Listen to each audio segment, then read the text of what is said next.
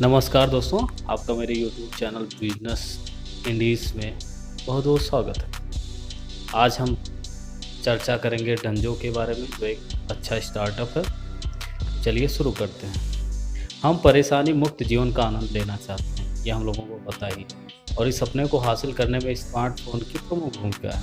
Mobile apps ने हमें उस तरह की आज़ादी और उसका लाभ उठाने का मौका दिया है जिसकी एक दशक पहले तक कल्पना भी नहीं की जा सकती। उत्पाद वितरण एक ऐसी चीज़ है जिसे मोबाइल ऐप्स में क्रांतिकारी नवाचारों के साथ सुव्यवस्थित किया गया है। हालांकि भारत में पिक एंड ड्रॉप सेवाएं महंगी, अराजक और परेशानी वाली थी, जब तक कि डंजो नाममात्र शुल्क पर अपनी आशाजनक डिलीवरी सेवाओं के साथ खिलाड़ियों का वर्चस्व नहीं था।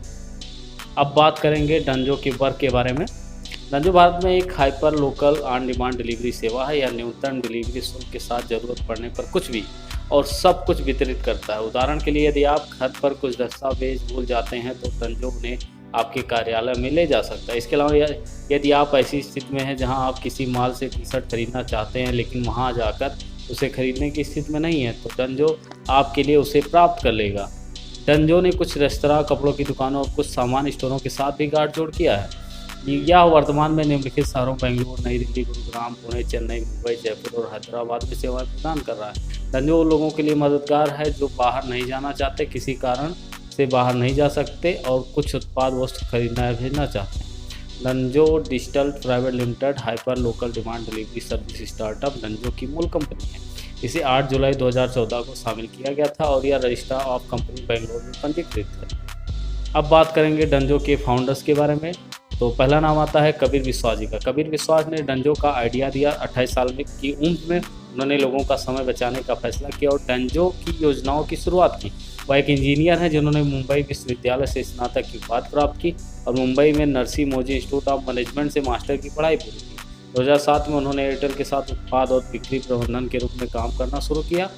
बाद में कबीर ने डंजो की स्थापना से पहले क्रमशः नए उत्पाद विकास और Y2CF डिजिटल मीडिया और वीडियोकॉन दूरसंचार के उत्पाद प्रभागों में कार्य किया। कबीर वर्तमान में डंजो के CEO के रूप में नियुक्त हैं। अब नाम आता है दूसरे नंबर पे अंकुर अग्रवाल जी का। अंकुर अग्रवाल IIT रुड़की से कंप्यूटर साइंस में स्नातक।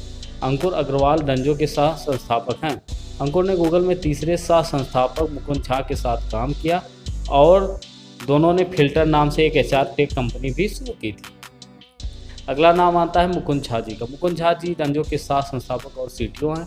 Motilal Nehru national institute of technology से बीटेक कंप्यूटर साइंस पूरा करने के बाद झा ने कोलंबिया विश्वविद्यालय से कंप्यूटर साइंस में मास्टर की पढ़ाई की है, जहां उन्होंने बाद में एक सॉफ्टवेयर इंजीनियर के रूप में गूगल में शामिल होने से पहले एक शोध सहायक के रूप में भी काम किया है। उन्होंने Wisdom.ly और हैवेट की स्थापना से पहले 3 साल से भी कम समय तक एक सॉफ्टवेयर इंजीनियर के रूप में काम किया, जिसकी स्थापना उन्होंने 2013 और 2014 में की थी। डंजो तीसरी कंपनी थी जिसे इन्होंने 2015 में अंकुर, कपूर और दलबीर के साथ साथ स्थापना की थी। अगला नाम आता है दलबीर सूरी जी का। दलबीर सूरी डंजो के एक अन्य सह संस्थापक हैं जो मुंबई विश्वविद्यालय के सरदार पटेल प्रौद्योगिकी संस्थान से BE सूचना प्रौद्योगिकी स्नातक हैं। दलबीर ने पहले IBM में एक एप्लीकेशन डेवलपर और एक सुरक्षा और गोपनीयता सलाहकार के रूप में काम किया था। इसके बाद वह मई 2015 में डंजो के सह संस्थापक होने से पहले साइब्रिला टेक्नोलॉजी में संचालन और वितरण के प्रमुख बने। अब बात करते हैं डंजन स्टार्टअप स्टोरी में कैसे इसकी शुरुआत हुई। कबीर विश्वास बेंगलुरु शिफ्ट होने के 6 महीने बाद बोर हुए। उन्होंने एक स्वपूर्ण टू डू लिस्ट उत्पाद के आधार पर एक नए व्यवसायिक विचार का परीक्षण करने का निर्णय लिया। डंजो के पीछे यही मूल विचार था। डुप्लेक्स में उन्होंने छोटा कमरा जो डंजो का मुख्यालय बन गया और फिर उन्होंने इसी अवधारणा के बारे में अपने दोस्तों को फैलाना शुरू हुआ कि सामान किसी का छूट गया हो या किसी का घर में लाइट ऑन हो गया हो, उसे बंद करने के लिए डंजो का इस्तेमाल करें। जल्दी ही यह कारोबार धीरे धीरे फैलना शुरू हुआ और ये लोगों में कौतूहल का विषय बन गया। लोगों ने WhatsApp नंबर पर एक संदेश छोड़ा। उन्होंने सुनिश्चित किया कि उनका काम हो गया। इस पहल में इनकी मदद करने के लिए उन्होंने एक NGO के कुछ लोगों को अंशकालिक आधार पर काम पर रखा था। इस टीम ने जून 2015 में सिर्फ एक दिन में 70 डिलीवरी पूरी की। इससे डंजो की लोकप्रियता मिली और अगले 3 महीनों में स्टार्टअप को अपना पहला बड़ा निवेश मिला। मांग में वृद्धि के कारण WhatsApp आधारित व्यवसाय और सेवा को 2016 में एक ऐप में बदल दिया गया। अन्य सह संस्थापकों ने कदम रखा और डंजो ऐप को बड़ी सफलता दिलाई।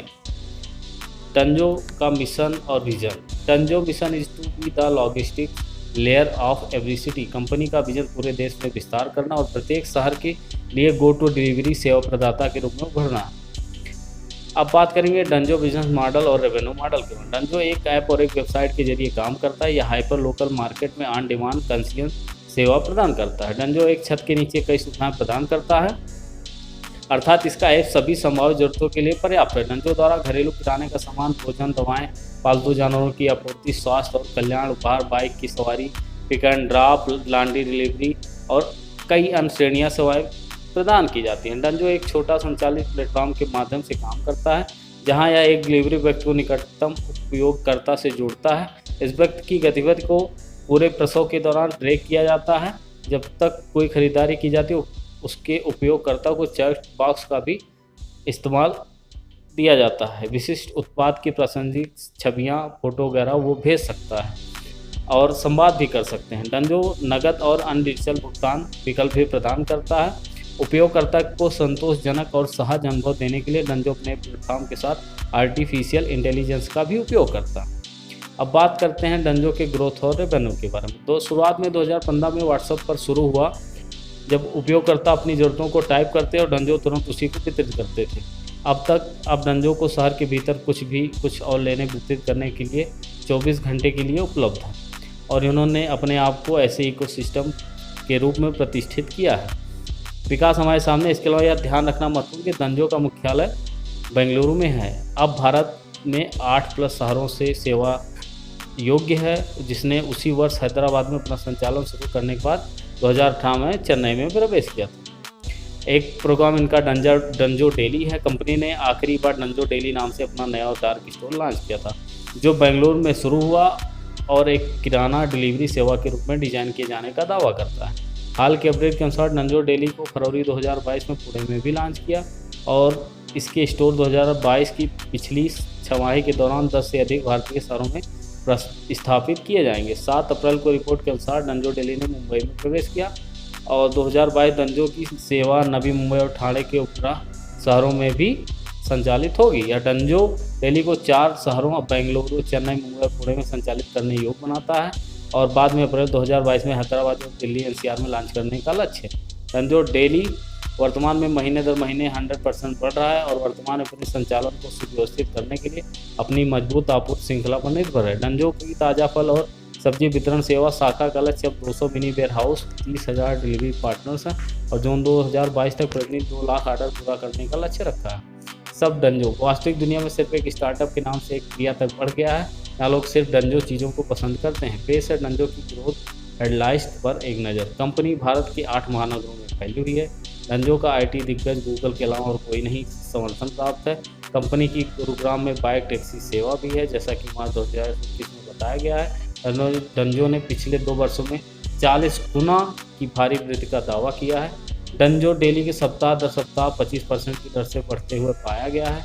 गूगल समर्थित डंजो ने वित्त वर्ष 2011 में अपने राजस्व में 1.6 गुना की वृद्धि की और अपने खर्चों में 43% की प्रमुख कमी की है। कंपनी वर्तमान में महीने दर महीने 10 से 15% बढ़ रही है। अब बात करते हैं डंजो के फंडिंग और इन्वेस्टर के बारे में। डंजो ने 16 से अधिक दौर की फंडिंग में कुल $368.4 मिलियन की फंडिंग जुटाई है। डंजो ने 6 जनवरी 2022 को रिलायंस रिटेल और Alteria light rock, light box, Alteria capital और अन्य सहित अन्य मौजूदा निवेशकों के एक समूह के नेतृत्व में एक फंडिंग राउंड में $240 मिलियन जुटाए। रिलायंस रिटेल ने भी पुष्टि की कि उसके साथ 25.8% हिस्सेदारी होगी। $200 मिलियन पिछला सीरीज राउंड $40 मिलियन का था, जो गूगल, लाइट बॉक्स और अन्य से आया था।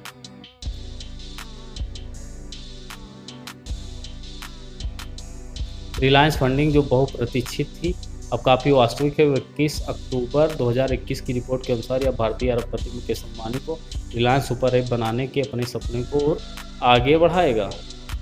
अब बात करते हैं डंजो के स्टार्टअप चैलेंज के बारे में। हर दूसरे स्टार्टअप की तरह डंजो को भी कई बाधाओं और चुनौतियों का सामना करना पड़ा।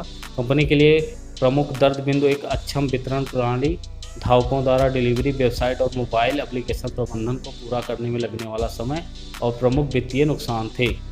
अगला बात करते हैं डंजो अवार्ड्स एंड अचीवमेंट्स के बारे में। मावी अवार्ड 2021 में डंजो ने सभी 3 प्रमुख श्रेणियों में सोशल मीडिया पर सर्वश्रेष्ठ ब्रांड, सोशल मीडिया पर सर्वश्रेष्ठ अभियान वाले ब्रांड और सोशल मीडिया पर सर्वश्रेष्ठ पोस्ट के रूप में पुरस्कार जीते हैं। इसके अलावा डंजो ने ट्विटर पर सर्वश्रेष्ठ ब्रांड उपस्थित का पुरस्कार भी जीता। अब बात करते हैं डंजो के कंपटीटर्स के बारे में। डंजो के कंपटीटर्स हैं स्विगी गो, झटपट, मेरा टास्क, जंगो। दिल्ली में मेरा टास्क और चंडीगढ़ में जुगनू के अलावा इसके प्रतिद्वंदी दिल्ली, पुणे और बेंगलुरु जैसे मेट्रो शहरों में उभर रहे हैं। भारत में रसद उद्योग बहुत बड़ा है और तीव्र प्रतिस्पर्धा अब है। डंजो के फ्यूचर के प्लान के बारे में अब बात करते हैं। डंजो ने उन शहरों में भी भारी लोकप्रियता हासिल की है जहां वह वर्तमान में काम करता है